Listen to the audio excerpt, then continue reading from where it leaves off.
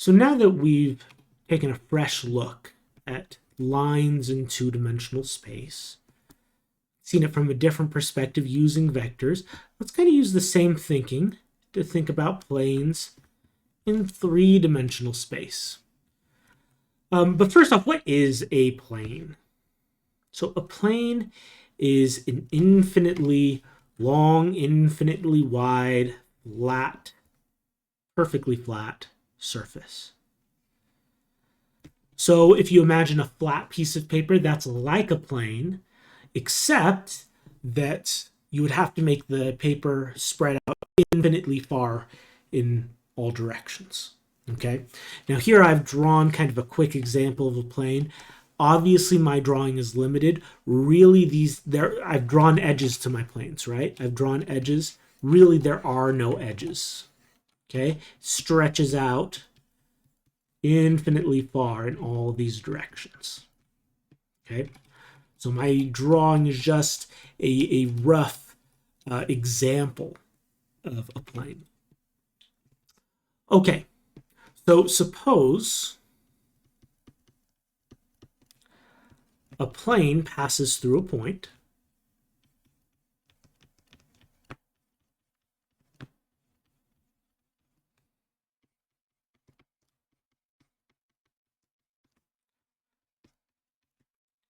X naught, Y naught, Z naught, and has normal vector. Let's say has a normal vector.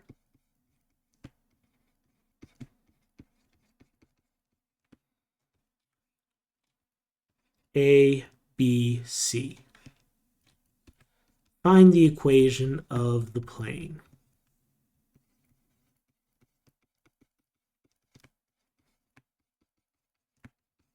So we're going to do this exactly how we did it looking at lines in two-dimensional space.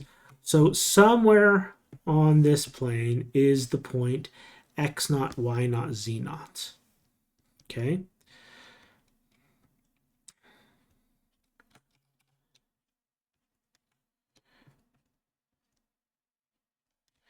And I'm going to abbreviate that by just calling it vector X naught. So if I talk about vector X naught, that's that particular point on the plane. And we also know we have a normal vector to the plane. I'll call this normal vector n. And the components of the normal vector are a, b, and c. Okay? Now, we want an equation that tells us whether any point on the plane, tells us whether any point is actually on the plane or not. Okay? So if I have any point on the plane, let's call this point, in vector notation, I will call it vector x. The components are x, y, z. Okay? For any point on the plane, any x, y, z, I want this equation to be true only for those points. So as before, we're going to think about the vector pointing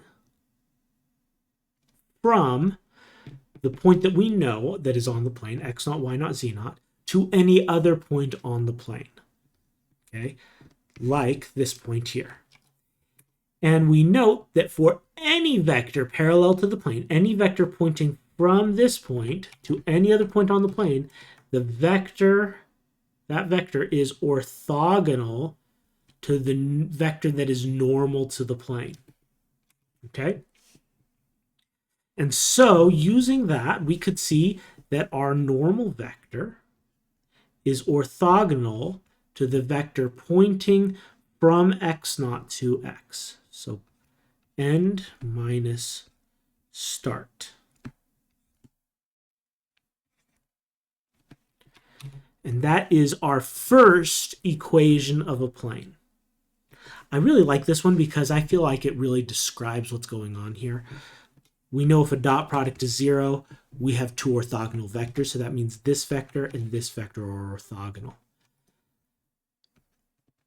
Vector n is our normal vector. It is normal to the plane, which means any other vector parallel to the plane or in the plane is going to be orthogonal to that normal vector. Okay? All right. Let's plug in the components of all these vectors. Our normal vector has components a, b, c. Our vector of variables x, that's variables x, y, and z.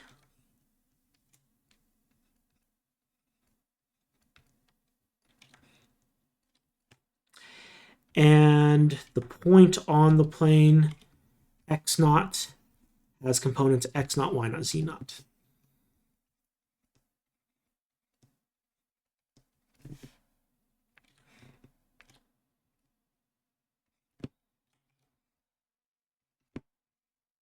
Okay, let's go ahead and do the vector math now. So I'm going to subtract these two vectors, and then once I'm done with that, I will take the dot product of our normal vector and the resultant here. Okay, so I'll leave my normal vector for now. I'm just going to do the vector subtraction here. And the components of the vector I get when I subtract these two is x minus x naught, y minus y naught, z minus z naught.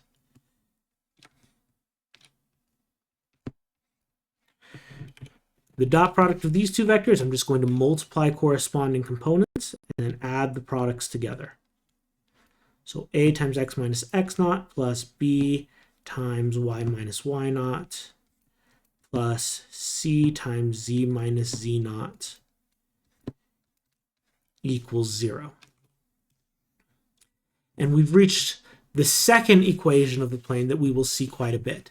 Notice if we see the equation of a plane in this form, we learn a lot about that plane real quick. We can see right away what the normal vector to the plane is. A, B, and C are the components of the vector normal to the plane. And we can immediately see a point that lies on the plane. X naught, y naught, z naught is a point on the plane. Okay? If we go a little further, we can maybe make this look a little nicer, though we lose a little bit of the easily accessed information if we do. If we distribute everything, we get a times x minus a times x naught plus b times y minus b times y naught plus c times z minus c times z naught equals 0. Again, the only variables are x, y, and z. A, B, C, x naught, y naught, z naught, those we are assuming we know the values of. So I'm going to keep all my variable terms on the left side of the equation. I'm going to move all my constant terms to the right side of the equation. So that's a times x naught and b times y naught and c times z naught. And now these are all just numbers. These are all just constant numbers. And so I can multiply and add these together to get a single number from them. Let's call that single number d. Whoops. And I have a z naught here. That should just be z. That's variable z. And so I get ax plus by plus cz equals some constant d. So anytime we have an equation like this in three-dimensional space, we have a plane. Okay, and so let's summarize, because these three equations are important.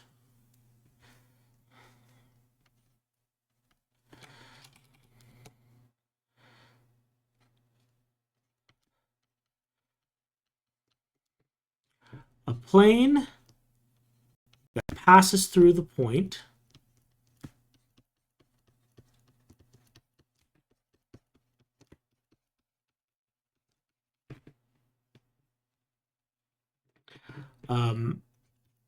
x naught, y naught, z naught,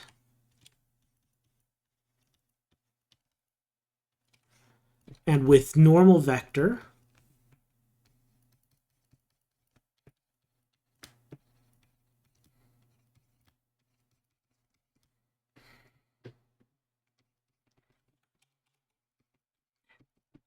with components A, B, C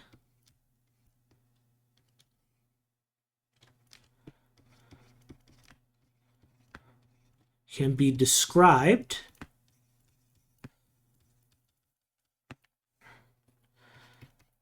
using any of the following equations.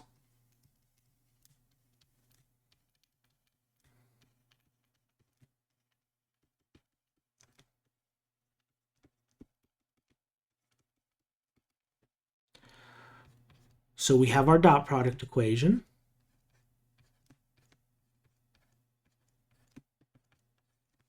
Okay, and if we actually start to evaluate that dot product, then we get the form A times x minus x naught plus B times y minus y naught plus C times z minus z naught equals 0. And if we distribute and combine all the constants together, we could also write it as ax plus by plus cz equals d. Any one of these are a way to describe the equation of a plane in three-dimensional space. And I do want to emphasize that this is in three-dimensional space. This same equation in four-dimensional space would not be the equation of a plane. It'd be something else. Okay? So this really is something that works only in three-dimensional space, just like our general equation for a line only is the equation of a line in two-dimensional space. Okay, and I want to emphasize how quickly you can identify some important features of these planes using these equations, especially these two. These are the ones you're going to see most often. Okay, notice in both of these equations, you can immediately identify the vector normal to the plane by looking at the coefficients of x, y, and z. Those are the components of the normal vector to the plane. This first equation, you could immediately identify a point on the plane. In this equation, you can't quickly identify a point on the plane. It's kind of hidden. That information is hidden in this constant d, but it's still there. Okay, just a little more hidden. So generally, you need two things to find the equation of the plane. You need a vector normal to the plane, and you need a point on the plane. With those two pieces of information, you can plug into, say, this equation right here, and you'll have your equation of the plane. Just one more comment. Remember in R2,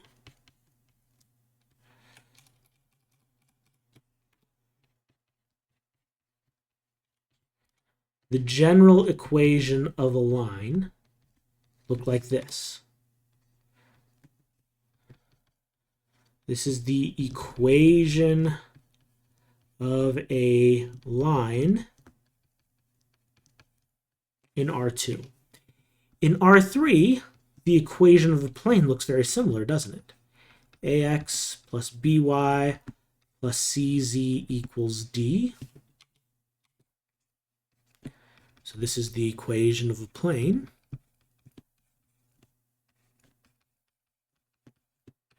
In three-dimensional space in R3. But because it looks so much like the equation of a line, when we have an equation that looks like this, we call it a linear equation. So both of these are called linear equations. Okay, and that's has nothing to do with the fact, obviously, this is not a line. Right? So a linear equation is not necessarily the equation of a line. It can be, but generally it is an equation that is analogous to the equation of a line, has the same properties. Okay, in this case, notice in our equation of a line here, constant times variable plus constant times variable equals constant. Same situation over here. Constant times variable plus constant times variable plus constant times variable equals a constant. Okay, so these are linear equations, even though they're not equations for a line, and we will see that that holds true for higher dimensions as well. Okay, in R4 and R5, if we have this same structure, we call them linear equations, even when the equations geometrically are not of lines.